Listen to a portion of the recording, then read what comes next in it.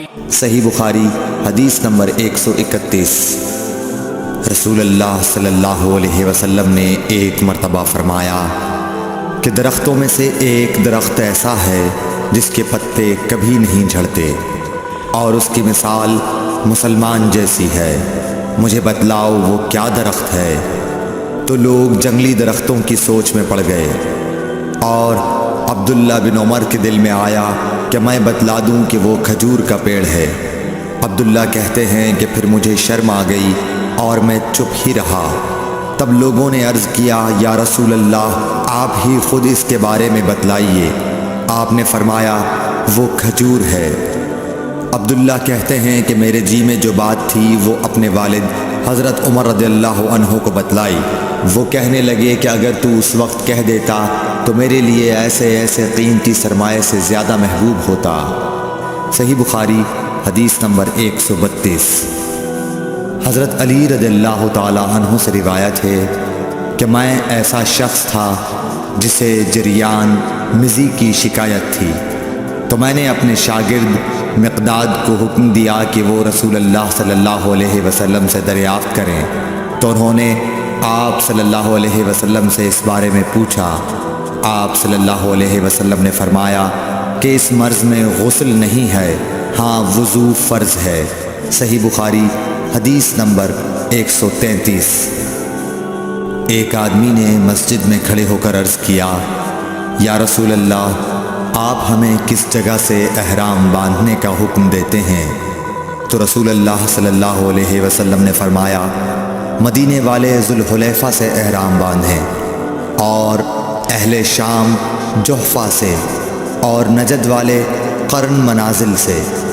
ابن عمر نے فرمایا کہ لوگوں کا خیال ہے کہ رسول اللہ صلی اللہ علیہ وسلم نے فرمایا کہ یمن والے یلملم سے احرام باندھیں، اور ابن عمر کہا کرتے تھے کہ مجھے یہ آخری جملہ رسول اللہ صلی اللہ علیہ وسلم سے یاد نہیں۔ صحیح بخاری حدیث نمبر 134۔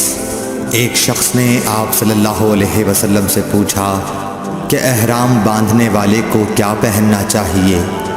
آپ صلی اللہ علیہ وسلم نے فرمایا کہ نہ قمیص پہنے، نہ صافہ باندھے، اور نہ پاجامہ، اور نہ کوئی سرپوش اوڑھے، اور نہ کوئی زعفران اور ورس سے رنگا ہوا کپڑا پہنے، اور اگر جوتے نہ ملیں تو موزے پہن لے، اور انہیں اس طرح کاٹ دے کہ ٹخنوں سے نیچے ہو جائیں۔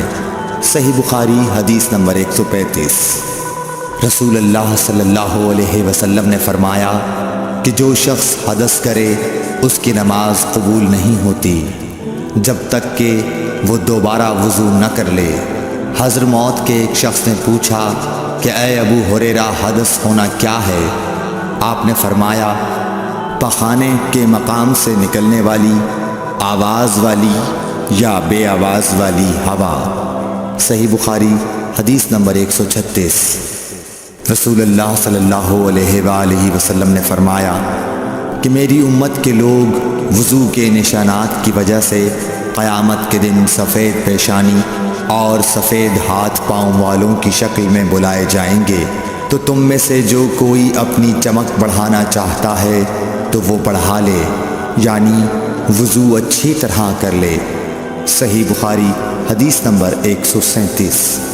رسول کریم صلی اللہ علیہ وسلم سے شکایت کی گئی کہ ایک شخص ہے جسے یہ خیال ہوتا ہے کہ نماز میں کوئی چیز یعنی ہوا نکلتی معلوم ہوئی ہے۔ آپ صلی اللہ علیہ وسلم نے فرمایا کہ نماز سے نہ پھرے یا نہ مڑے جب تک آواز نہ سنے یا بو نہ پائے۔ صحیح بخاری حدیث نمبر 138۔ نبی کریم صلی اللہ علیہ وسلم سوئے یہاں تک کہ آپ خراٹے لینے لگے، پھر آپ نے نماز پڑھی، اور کبھی راوی نے یوں کہا کہ آپ صلی اللہ علیہ وسلم لیٹ گئے، پھر خراٹے لینے لگے، پھر آپ صلی اللہ علیہ وسلم کھڑے ہوئے، اس کے بعد نماز پڑھی۔ ابن عباس رضی اللہ تعالی عنہ کہتے تھے کہ ایک مرتبہ میں نے اپنی خالہ ام المومنین حضرت میمونہ کے گھر رات گزاری، تو میں نے دیکھا کہ رسول اللہ صلی اللہ علیہ وسلم رات کو اٹھے۔ جب تھوڑی رات باقی رہ گئی تو آپ صلی اللہ علیہ وسلم نے اٹھ کر ایک لٹکے ہوئے مشکیزے سے ہلکا سا وضو کیا۔ عمرو اس کا ہلکا پن اور معمولی ہونا بیان کرتے تھے اور آپ کھڑے ہو کر نماز پڑھنے لگے تو میں نے بھی اسی طرح وضو کیا جس طرح آپ صلی اللہ علیہ وسلم نے کیا تھا۔ پھر آ کر آپ کے بائیں طرف کھڑا ہو گیا اور کبھی سفیان نے ان یسارہ کے بجائے ان شمالہ کا لفظ کہا، مطلب دونوں کا ایک ہی ہے۔ پھر آپ صلی اللہ علیہ وسلم نے مجھے پھیر لیا اور اپنی داہنی جانب کر لیا، پھر نماز پڑھی جس قدر اللہ کو منظور تھا۔ پھر آپ لیٹ گئے اور سو گئے حتیٰ کہ خراٹوں کی آواز آنے لگی۔ پھر آپ کی خدمت میں مؤذن حاضر ہوا اور اس نے آپ کو نماز کی اطلاع دی۔ آپ صلی اللہ علیہ وسلم اس کے ساتھ نماز کے لیے تشریف لے گئے۔ پھر آپ نے نماز پڑھی اور وضو نہیں کیا۔ سفیان کہتے ہیں کہ ہم نے عمرو سے کہا، کچھ لوگ کہتے ہیں کہ رسول اللہ صلی اللہ علیہ وسلم کی آنکھیں سوتی تھیں، دل نہیں سوتا تھا۔ عمرو نے کہا، میں نے عبید بن عمیر سے سنا، وہ کہتے تھے کہ انبیاء علیہ السلام کے خواب بھی وہی ہوتے ہیں۔ پھر قرآن کی یہ آیت پڑھی، میں خواب میں دیکھتا ہوں کہ میں تجھے ذبح کر رہا ہوں۔ صحیح بخاری حدیث نمبر 139۔ رسول اللہ صلی اللہ علیہ وسلم میدان عرفات سے واپس ہوئے۔ جب گھاٹی میں پہنچے تو آپ اتر گئے۔ آپ نے پہلے پیشاب کیا، پھر وضو کیا اور خوب اچھی طرح نہیں کیا۔ تب میں نے کہا، یا رسول اللہ، نماز کا وقت آ گیا۔ آپ صلی اللہ علیہ وسلم نے فرمایا، نماز آگے ہے، یعنی مزدلفہ چل کر پڑھیں گے۔ جب مزدلفہ میں پہنچے تو آپ نے خوب اچھی طرح وضو کیا، پھر جماعت کھڑی کی گئی۔ آپ صلی اللہ علیہ وسلم نے مغرب کی نماز پڑھی، پھر ہر شخص نے اپنے اونٹ کو اپنی جگہ بٹھایا، پھر عشاء کی جماعت کھڑی کی گئی اور آپ نے نماز پڑھی، اور ان دونوں نمازوں کے درمیان کوئی نماز نہیں پڑھی۔ صحیح بخاری حدیث number 140۔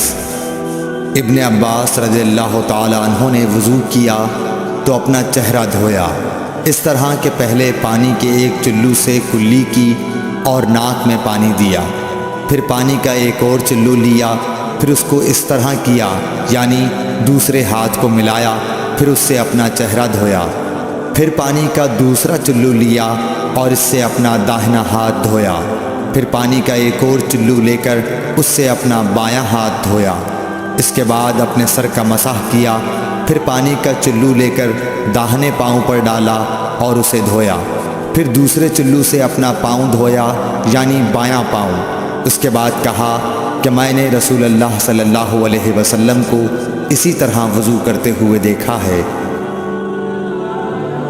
Thanks for watching. Don't forget to like, comment, share and subscribe to